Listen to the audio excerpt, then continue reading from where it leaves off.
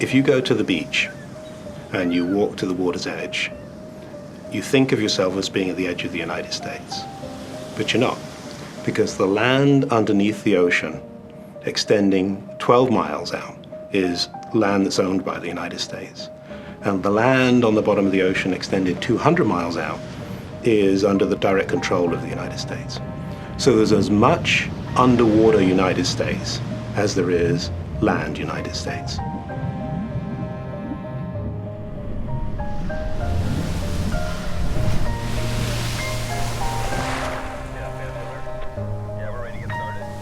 One of the dominant features of the outer continental shelf and the continental slope in the mid-Atlantic, that area from Cape Hatteras all the way to Canada, is that the shelf and slope are incised by a huge number of canyons. There are probably 15 or so major named canyons and probably as many as 30 or 40 smaller canyons.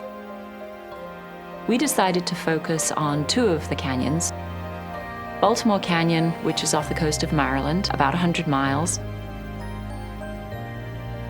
Norfolk Canyon is further south. It's, again, about 100 miles off the coast of Virginia. One of the reasons that Bureau of Ocean Energy Management was interested in this area, particularly off Virginia, is that it's of interest for energy exploration, and perhaps this area may be opened up to oil and gas lease sales in the near future.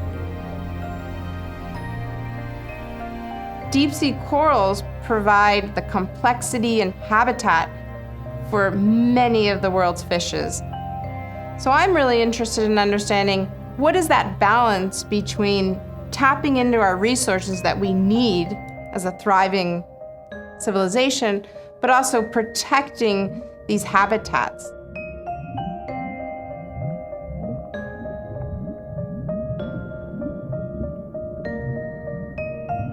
These are areas where BOEM is concerned with protecting, and that's the bottom line for the whole crux of the project, is to locate, to describe, and ultimately to protect these biological communities.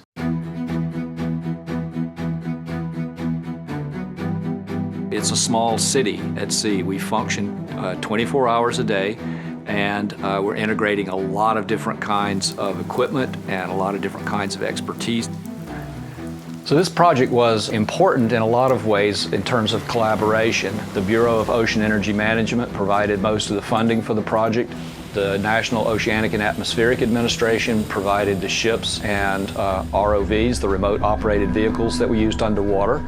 And the U.S. Geological Survey provided quite a lot of equipment and personnel that helped with the project objectives.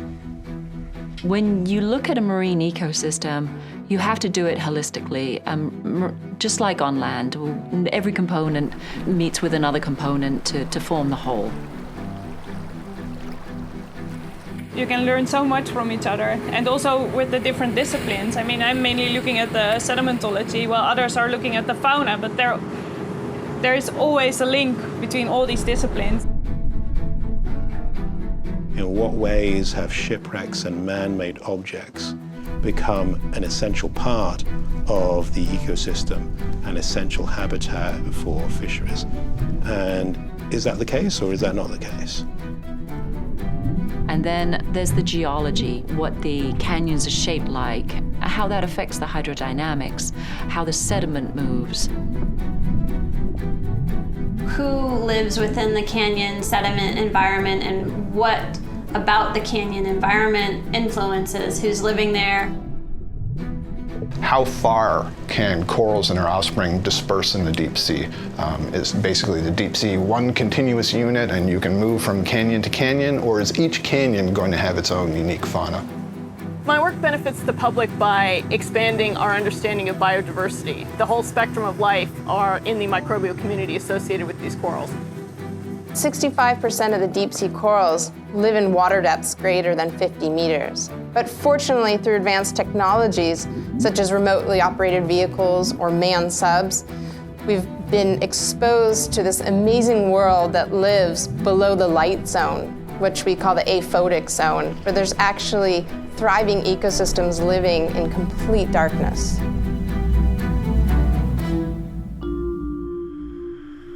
The first year was simply mapping the bottom of the ocean, mapping the canyons, mapping the geological features, and also looking for and mapping archaeological sites.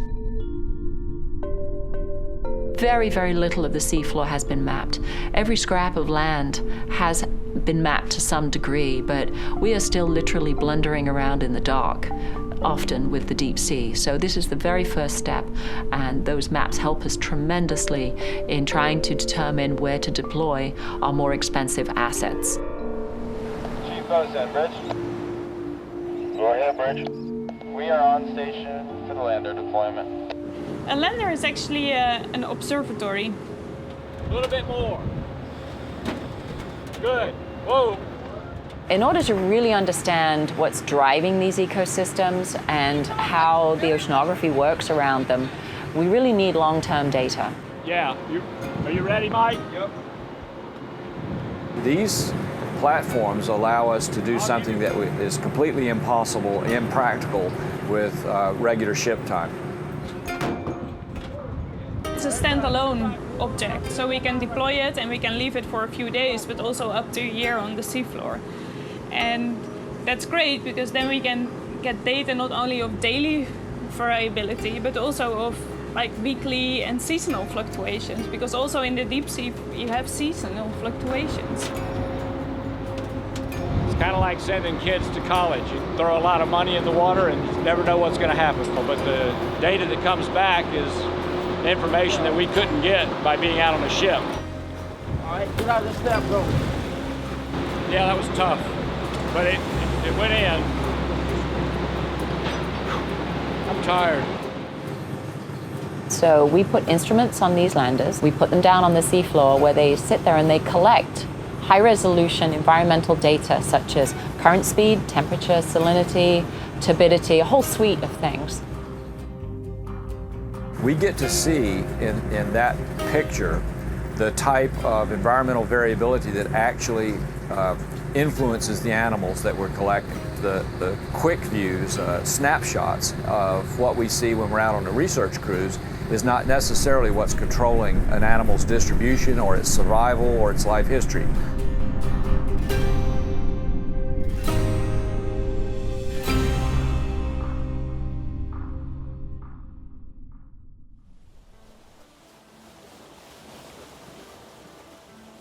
As soon as the sun comes up, we'll be bringing up the first lander. They don't float more than about 2 feet above the surface of the water, so especially if we have any sort of seas, we'll need help on all sides of the boat just looking for them. It's been down for a year now, so more than a year. I think a year and 2 days, exactly. We have a year of data, hopefully. That's going to be the next step to see if it really recorded everything we want. Is that it? I think that's Yeah, there it is. There, the yellow float. There it is. Yep.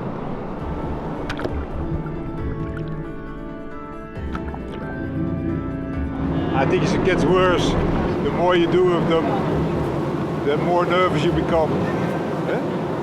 First, then you have confidence in technique, but after a long time you know what can go wrong.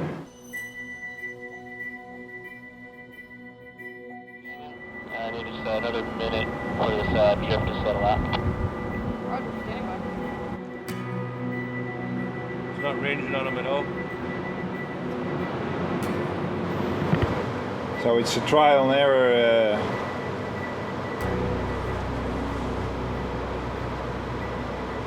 It's the only way we can try. There's no other way than trying for a couple of hours and then it's we give it up. It's done. Lost.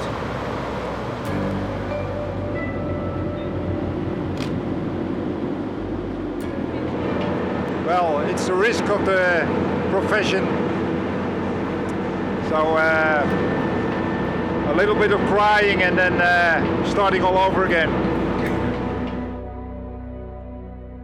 Exploration science is what really drives my passion, making discoveries, going places that people have never been. This is the seep that Barbara Hecker photographed once or twice, probably 20 years ago, and never published on it. It was very vague, and we thought, this is a massive canyon. We have these old coordinates, we have a depth range. We didn't think we were going to find it. And really with limited ROV time, it's a gamble. You know, do you risk an ROV dive and find nothing, or do you spend an ROV dive and potentially find this wonderful new habitat? These coal seeps have evolved a very specific community that identifies them from all the other communities. And of all the dives we've made in Baltimore Canyon, this is the only place we or anybody else has seen these dense aggregations of mussels. We're going to continue to explore the canyon to try to look for other seeps. There's indications there might be methane activity in other parts of the canyon. And what a methane seep is basically biologically produced methane gas bubbles up out of the sediments. It's important because we know that there are communities of bacteria, particularly, that use the methane to produce energy. Other animals use those bacteria, so we have now an ecosystem that's called a chemosynthetic ecosystem, whereas most ecosystems on Earth are based in photosynthetic ecosystems. In other words, energy produced by the sun. So these are very important biologically because they're one of the only types of animal life that we know of that are not dependent on sunlight.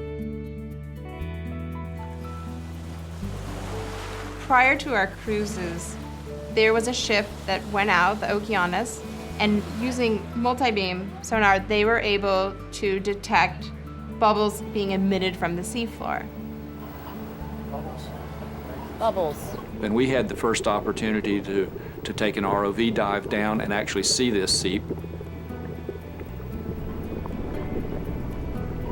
When we first started seeing the indications of that seep, the first mussel shells, the dead mussel shells, it's like this excitement, you know, it's like, we did it, we've got it, we're nearly there. And then this field of live mussels opens up, and it's a fantastic feeling. It may be the largest methane seep in the North Atlantic Ocean. So it's quite a significant discovery. There were two sections of the seep that ran for almost over 1 kilometer of length each. Our work has found that we see really discrete communities associated with these seeps thriving within the sediments that differ from all the other samples that we've collected within the canyons. So these seeps are really just unique habitats. These ecosystems are vulnerable because the animals that live on them can only live there. They need that seepage, they need those chemicals, they can't live anywhere else. So they are highly vulnerable to any kind of damage. Once you disturb the seafloor, you take those animals away, they may not come back.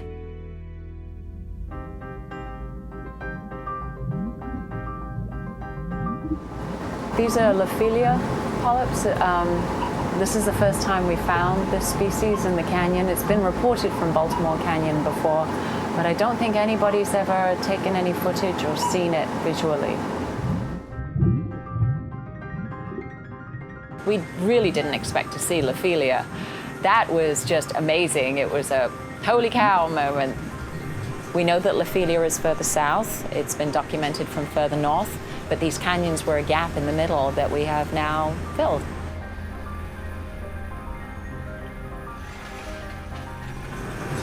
We are collecting environmental data so that we can try and understand the oceanography of the canyons. We're collecting samples for various projects, genetics, reproduction, various isotopes, food webs. There's lots of different objectives, scientific objectives. Anything we can do that would get some ages on these kinds of beds would be good. One of the best ways to describe deep sea corals is that they can be considered old-growth forests of the deep sea.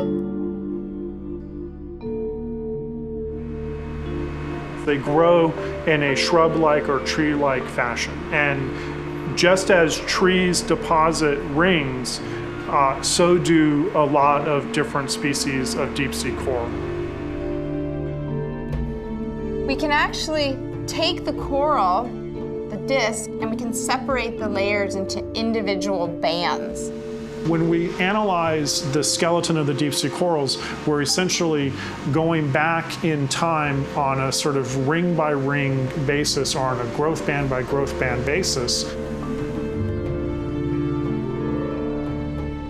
Basically, we're taking a layer of growth, so a time period of that coral's lifespan, and analyzing the chemistry of the coral skeleton, and then interpreting that as what was the environment like at 200 years ago? What was the environment like at 1,000 years ago?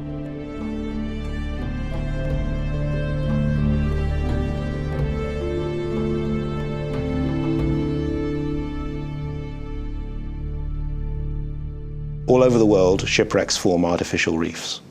And those artificial reefs are important parts of the ecosystem.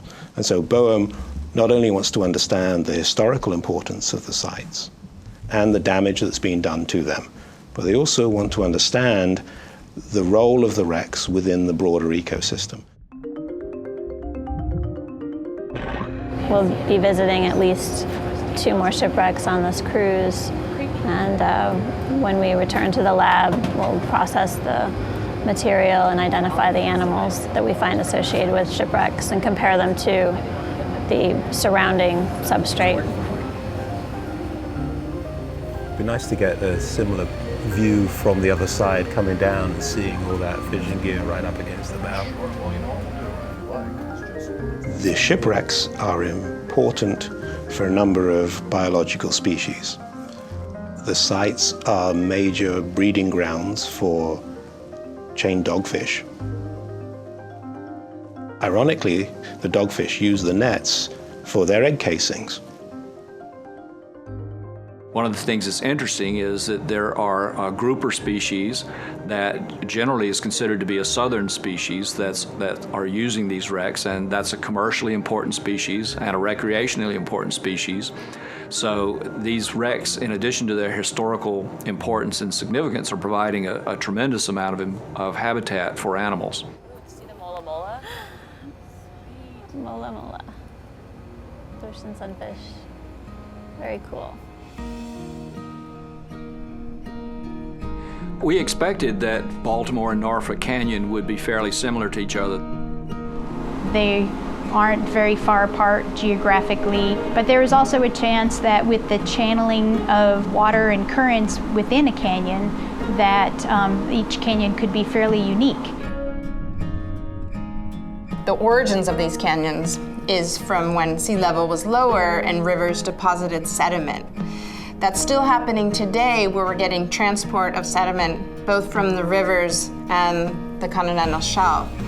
And with the sediment comes organic matter, which is ultimately the food for these corals. I didn't believe that there would be much difference between the corals that live in these 2 different canyons. So there were a couple of things that kind of surprised me when we actually got to the canyons and were doing this work. The first thing is, not all of the species of coral that we found in one canyon were found in the other canyon. So we basically looked at 2 octocoral species and found absolutely contrasting patterns of connectivity between those 2 canyons. And we're seeing really distinct differences between Baltimore and Norfolk Canyon in terms of the communities that are living there, in terms of the sediment fauna. They apparently are related to the organic material that's being supplied to the sea floor, their food source. One of the things that we found in Baltimore Canyon was the existence of what we call a nepheloid layer. And this is a layer within the water column that consists of organic material that is very, very fine and sort of floats.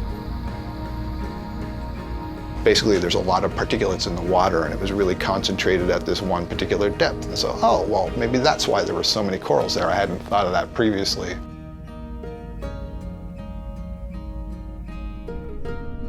The presence of that nepheloid layer has a very strong influence on the benthic community beneath it. So this was actually advantageous because it gave us 2 canyons that were morphologically similar, but one that had a very different regime in terms of organic input.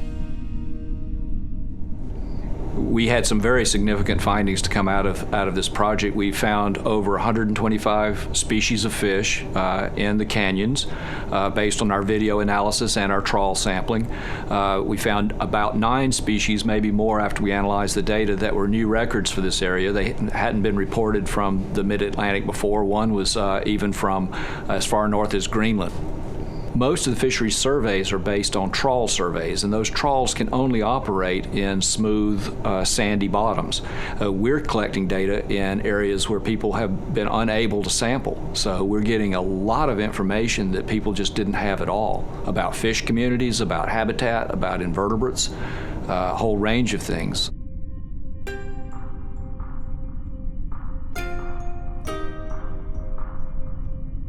One of the things that's happening in ocean resource use is that everybody's moving deeper. As we use up resources that are easy to get to, we're going to start exploiting resources that are more difficult to get to, which includes an increasing part of the deep sea. The kind of projects that we do in the deepwater canyons helped us to understand what our impacts may be. If we know what animals are important and what habitats are important to those animals, we can understand what the results might be of removing those habitats or damaging them.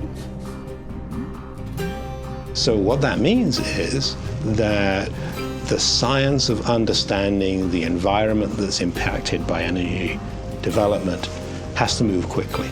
And we're constantly trying to keep up, if not catch up, with the demands for energy and energy exploitation.